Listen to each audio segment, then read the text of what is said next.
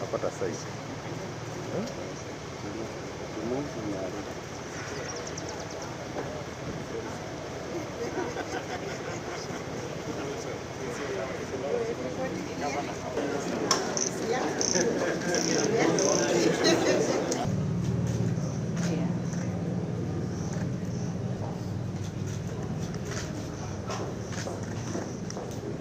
While we remain standing, we'll start with two anthems. The Kenyan National Anthem.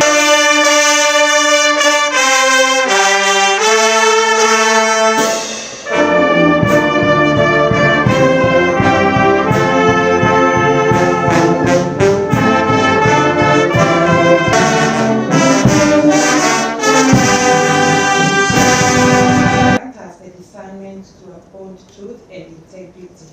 And the compassion. Because we have a strong and firm judiciary, we have the rule of law, we have a court that can stop a presidential inauguration, and also a court that can quickly, swiftly, following the due course, swear in a deputy president. After other institutions have finished their work, Kenya is a destination for investment.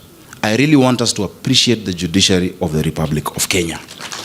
Because, Your Excellency, without them, this would not be a destination for investment. We congratulate you for the number of years that you've had.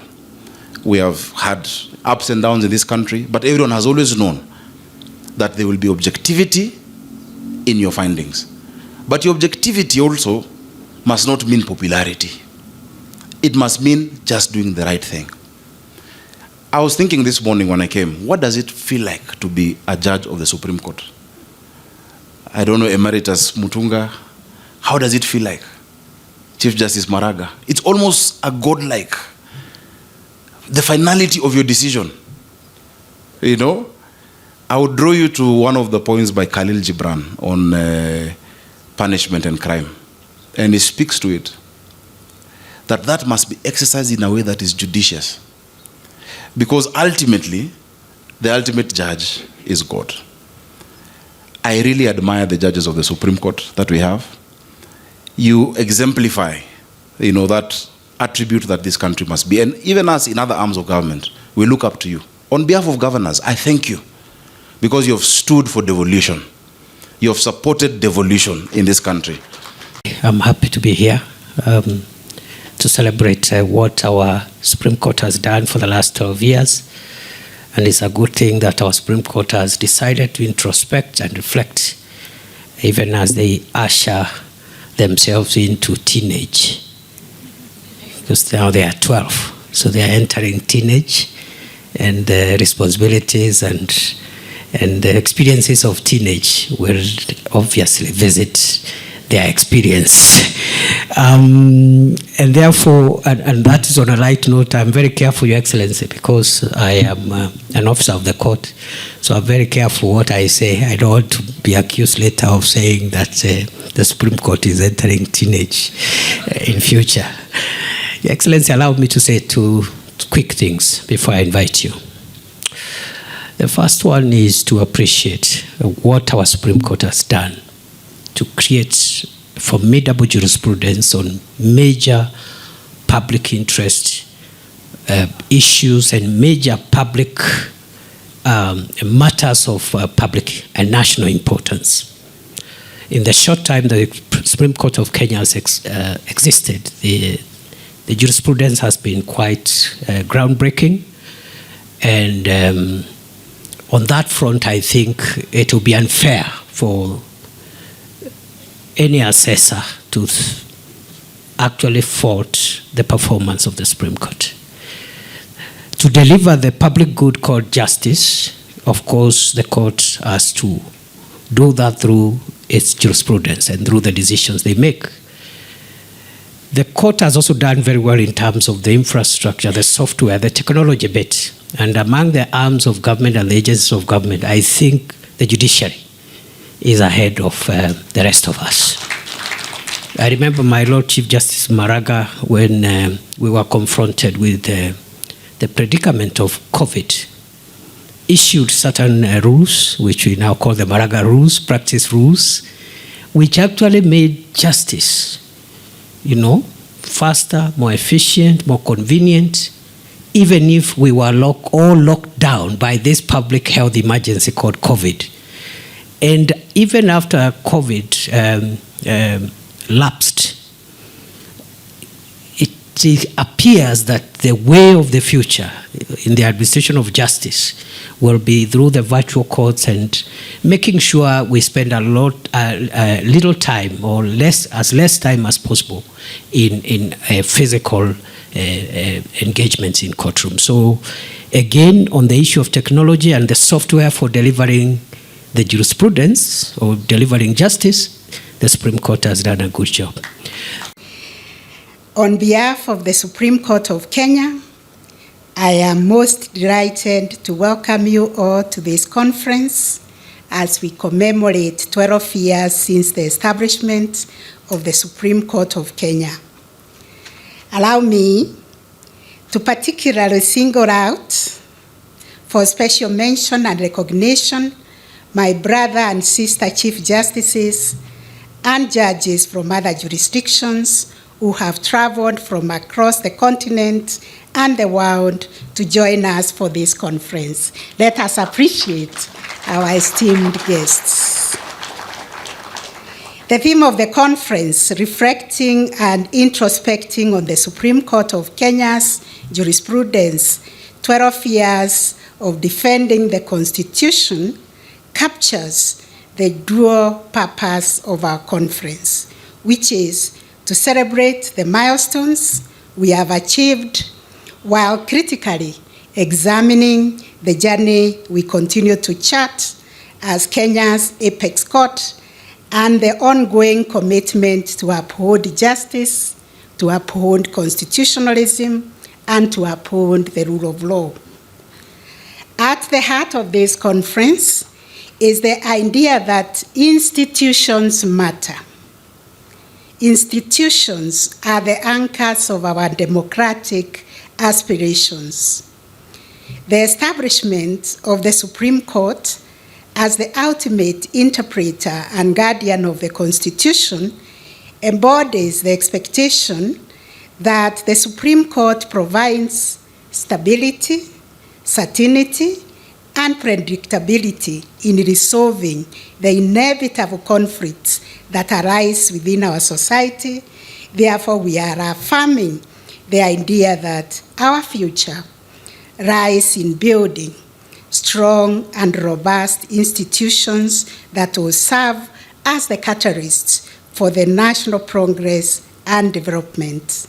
Your Excellency, ladies and gentlemen, over the past 12 years, the Supreme Court has played a transformative role in shaping both Kenya's jurisprudence and shaping our country's socio-political development. This court's landmark judgments have influenced the daily lives of Kenyans while reinforcing the core principles of our democracy. Through hearing and determining 4 presidential election petitions over the last 3 election cycles, the court has set critical benchmarks for conducting free, fair, and transparent elections. Likewise, through the landmark advisory opinions on devolution and the relationship between the bicameral houses of parliament, the Supreme Court has developed guiding frameworks that clarify interactions between the National Assembly and the Senate, reinforcing devolution as a cornerstone of our transformative Constitution. Furthermore, in defining the parameters for constitutional amendments in the BBI case and establishing principles of public participation in the BAT and recently in the Finance Act cases, the court's jurisprudence has strengthened the democratic foundations of governance and harmonizing the judiciary's benchmark on the areas of public participation that still requires parliamentary action. The court's decisions have also directly addressed issues of land rights, human rights, social and economic justice, and family law. In the same vein, the courts have addressed housing rights jurisprudence in the Me Too Bell cases, which reflects the court's commitment to socioeconomic rights. The courts has set jurisprudence guiding the families on how to uphold the family as the cornerstone of our society. In this and countless other judgments, the Supreme Court has affirmed its role as a transformative agent in the society. Despite the inevitable pitfalls of perception or capture that come as a result of the court's invitation to address political questions, the court's jurisprudence has purposefully harnessed the Constitution as a powerful tool to promote the well-being of individuals and driving societal transformation for the common good. Notably, the decisions of the Supreme Court of Kenya have garnered significant respect and citation across the region and beyond. This recognition in the global legal community underscores the court's maturity into a respected institution whose well-reasoned judgments contribute to the evolving discourse on the law and justice worldwide. It is my honor and privilege to welcome you all to the Supreme Court at 12 Jurisprudential Conference. In early March this year, the judges of the Supreme Court of Kenya during our annual retreat realized that the time has come for us to engage the Kenyan public, including ordinary Kenyans, civil society groups, members of the bench, members of the bar, and academia, as well as state actors who are affected by our decisions in their work and in their lives. We also determined that we would engage our colleagues in other apex courts, both in the African region and globally, to assess our progress as a court and to ensure we remain on course as guardians of the Constitution. It has always been the rule of thumb, however, globally, that judges speak only through their judgments. However, in the contemporary world, judges often find themselves under intense scrutiny and criticism without a chance to respond or engage, even to clarify, if need be, the reasoning of their decisions.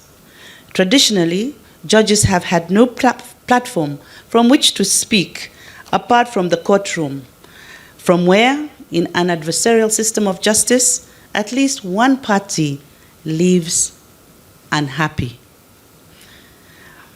This conference is therefore conceived by the desire to demystify the court's role and processes and to correct misconceptions about its mandate by deepening public understanding of the court.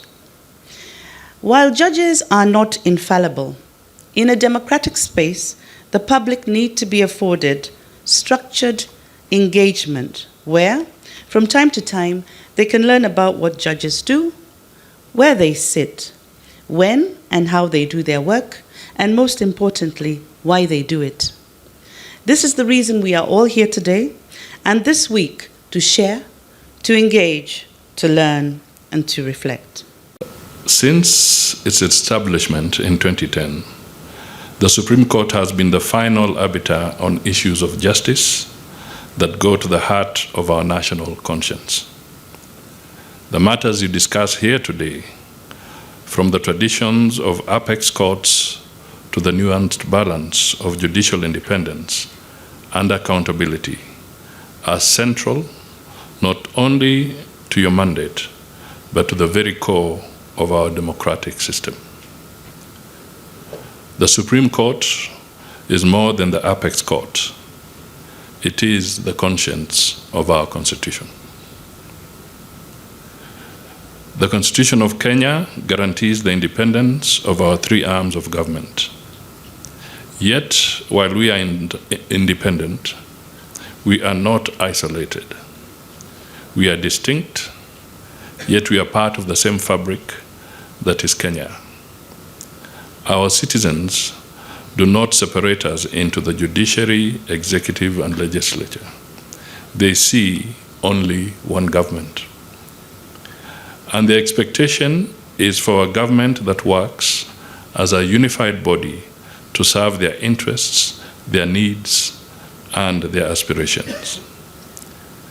Ladies and gentlemen, while the arms of government are independent, we serve the same citizens and the same republic, and as such, inevitably, all arms are interdependent.